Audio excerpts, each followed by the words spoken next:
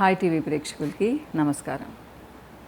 మీ ఇంట్లో 14-15 ఇయర్స్ అమ్మాయిలు ఉన్నారా అమ్మ? వాళ్ళు ఒకవేళ అంటే 14-15 ఇయర్స్ అంటే 9th 10thలో ఉంటారు. సో చాలా స్ట్రెస్ఫుల్గా ఉంటుంది వాళ్ళ చదువు కూడా. అలాంటి వాళ్ళకి అంటే స్కిన్ కేర్ గురించి అసలు వాళ్ళకి ఏమీ తెలీదు. కానీ వాళ్ళు ఎలా ఆలోచిస్తున్నారో మీరు ఎప్పుడైనా గమనించారా పేరెంట్స్? ముఖ్యంగా 13, 14, 15 ఇయర్స్ ఉన్న పిల్లలమా, అంటే మీకు తెలుసో తెలీదో ఆ ఏజ్లోనే పిల్లలు కాన్షియస్గా అవుతారు. టీనేజ్లోకి వచ్చారు కదా, నా స్కిన్ మీద పింపుల్స్ ఉన్నాయి, నా స్కిన్ డార్క్ అయిపోతూ ఉంది, నా కళ్ళ కింద డార్క్ సర్కిల్స్ వస్తున్నాయి. ఇలా ఇంకొంచెం ఎండలో తిరిగి డార్క్ అయిపోయారనుకోండి, వాళ్ళు మీతో చెప్పరు డార్క్గా ఉన్నానని, బయట వాళ్ళందరితో షేర్ చేసుకొని చాలా గిల్టీగా ఫీల్ అవుతూ ఉంటారు. ఇక ఇంట్లో ఇద్దరు అమ్మాయిలు ఉన్నారు, లేదా ఒక అన్న ఒక చెల్లెలు, లేదా ఒక అక్క ఒక తమ్ముడు ఉన్నారు. పక్కన వాళ్ళు చాలా బ్రైట్గా ఉన్నారు అనుకుందాం, ఈ పాప కొంచెం తక్కువ ఉందనుకుందాము, తెలియకుండా చాలా గిల్టీగా ఫీల్ అవుతుందా? ఎందుకు చెప్తున్నాను అంటే, ఇలాంటి పిల్లలు లాస్ట్ వీక్లో 5 మంది వచ్చారు నా దగ్గరికి. అంటే నేను మరి అట్లాంటి వీడియో కూడా ఏం చేయలేదు. టీనేజ్ పిల్లలే, 13, 14, 15 ఇయర్స్ పిల్లలే, వాళ్ళ పేరెంట్స్ తీసుకొని వచ్చారు. చాలా ఫీల్ అయిపోతుంది మేడం అని చెప్పేసి. అంటే ఇప్పటి రోజుల్లో ఉంటుంది, నేను ఈ టాపిక్ గురించి చాలాసార్లు మాట్లాడాను. బ్రైట్గా ఉంటేనే అందంగా ఉన్నట్టు కాదు, డార్క్గా ఉంటే అందం లేనట్టు కాదు. మనది డస్కీ స్కిన్, మన ఇండియన్స్ది చాలా బ్రైట్గా ఉండము, మామూలుగా ఉంటాం చాలామంది. ముఖ్యంగా మన సౌత్ ఇండియాలో నార్మల్ కలర్ ఉంటాం మనము, అందంగా లేమా మనము?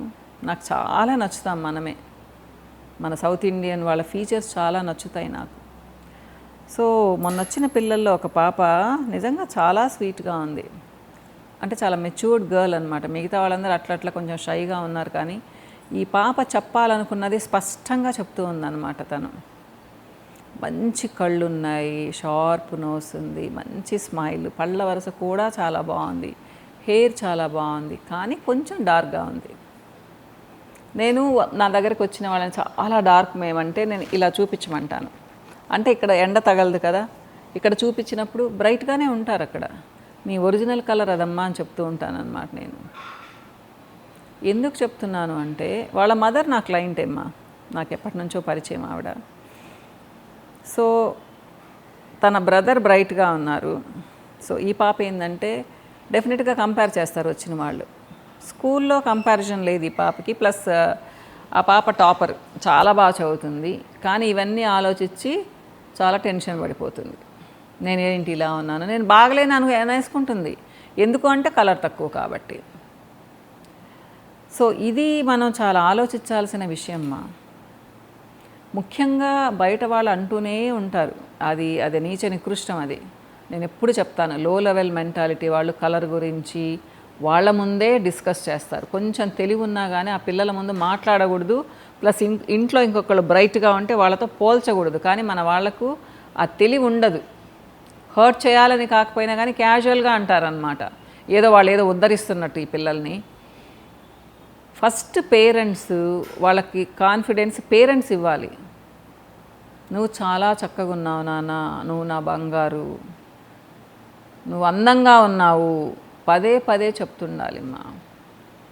అంటే వేరే వాళ్ళు వింటే నవ్వేసి గమ్మున ఉండకూడదు. నా బిడ్డ బంగారు అని చెప్పాలి, నిజంగా అలా చెప్పాలి. నా బిడ్డకేం, అసలు నా బిడ్డలాగా ఎవరు ఉంటారు అని చెప్పాలి. పక్కన వాళ్ళు అన్నవన్నీ వాళ్ళు వదిలేస్తారు మీరు ఆ మాట కానీ అన్నారంటే.